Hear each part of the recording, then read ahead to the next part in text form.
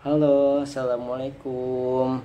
Kembali lagi bersama saya Rian Kurniawan, mahasiswa PPG Prajabatan Gelombang 2 tahun 2023 Universitas Muhammadiyah Jakarta. Pada kesempatan kali ini saya akan membahas tentang seminar PPG pada mata kuliah pembelajaran sosial emosional. Seperti biasa, pembahasan. Yang pertama, pembahasan apa saja yang dibahas pada seminar PPG? Yang pertama adalah review pengalaman belajar. Yang kedua adalah refleksi pengalaman belajar. Yang ketiga adalah analisis artefak pembelajaran. Dan yang terakhir adalah pembelajaran bermakna. Sebelum masuk ke pembahasan yang pertama, kita harus tahu dulu apa itu pembelajaran sosial dan emosional. Pembelajaran sosial emosional merupakan mata kuliah yang bertujuan untuk meningkatkan kompetensi sosial emosional. Kompetensi sosial emosional menjadi perantara guru dan sebagai pembimbing untuk dapat mengantar peserta didik sampai pada tujuannya. Kita masuk ke pembahasan yang pertama, yaitu review pengalaman belajar. Pada mata kuliah pembelajaran sosial emosional ada 5 topik yang dipelajari.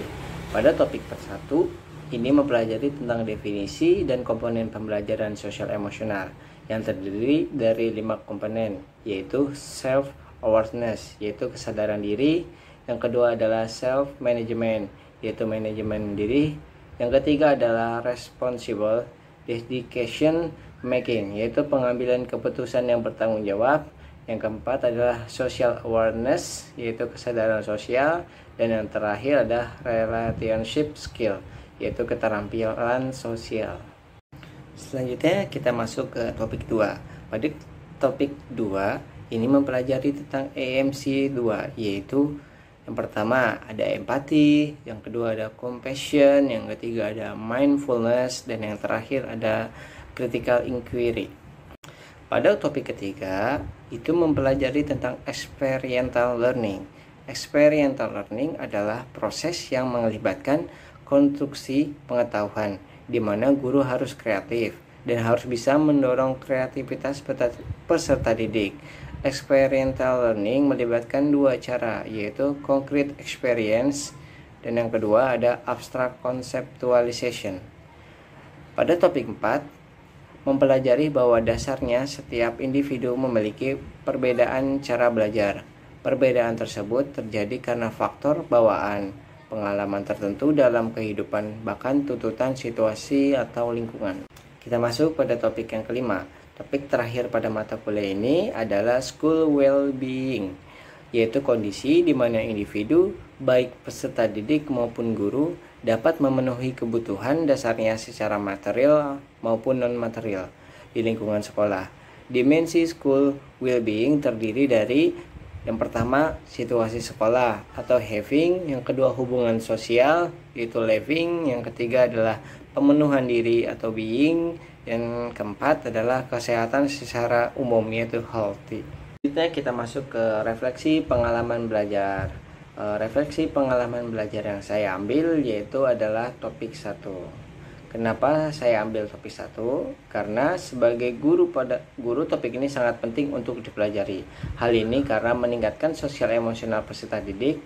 Saat proses pembelajaran, guru dapat menerapkan pembelajaran sosial emosional serta menciptakan suasana kelas yang menyenangkan. Dengan kondisi kelas yang menyenangkan menjadi efektif karena peserta didik bisa lebih aktif dan tidak bosan pada proses pembelajaran. Pada topik ini, guru juga diharapkan mampu mengelola emosi dengan baik serta mengelola aspek sosial dan emosional.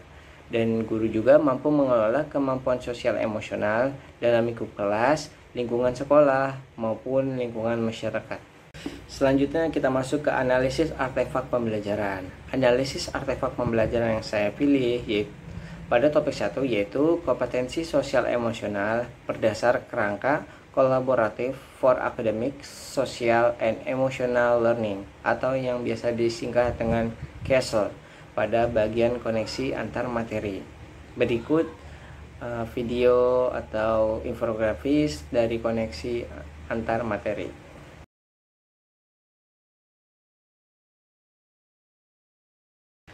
Berdasarkan artefak pada topik ini, mahasiswa diharapkan mampu untuk menguasai dan menerapkan konsep kompetensi sosial emosional menurut Castle pada diri sendiri dan pada peserta didik, serta mampu menerapkan tujuan pengembangan kompetensi sosial emosional diri sendiri dan peserta didik dengan memahami perbedaan individu dan mampu bekerja sebagai guru yang menunjukkan kompetensi sosial emosional. Komponen sosial emosional terdiri dari atas 5 kelompok, antara lain yang pertama adalah self-awareness, yaitu atau kesadaran diri, atau self-management atau manajemen diri, responsible dedication making atau pengambilan keputusan yang bertanggung jawab. Selanjutnya social awareness, yaitu kesadaran sosial, dan yang terakhir adalah relationship skill, yaitu keterampilan sosial. Kita masuk ke pembahasan yang terakhir, yaitu pembelajaran bermakna. Setelah saya mempelajari materi ini, saya sebagai guru perlu memahami emosi kita sendiri karena akan sangat berdampak bagi peserta didik. Bila guru mengalami tekanan atau emosi yang tidak stabil, akan berpengaruh terhadap peserta didik dan proses pembelajaran itu sendiri. Penerapan pembelajaran sosial emosional juga sangat bermanfaat bagi peserta didik. Dalam perkembangan sosial emosional mereka, peserta didik mampu menetapkan dan mencapai tujuan yang positif, merasakan dan menunjukkan empati, dan membangun hubungan yang positif, serta mampu membuat keputusan yang bertanggung jawab. Sekian pemaparan presentasi pada seminar PPG pada mata kuliah pembelajaran sosial emosional. Kurang lebihnya mohon maaf, saya akhiri. Wassalamualaikum warahmatullahi wabarakatuh.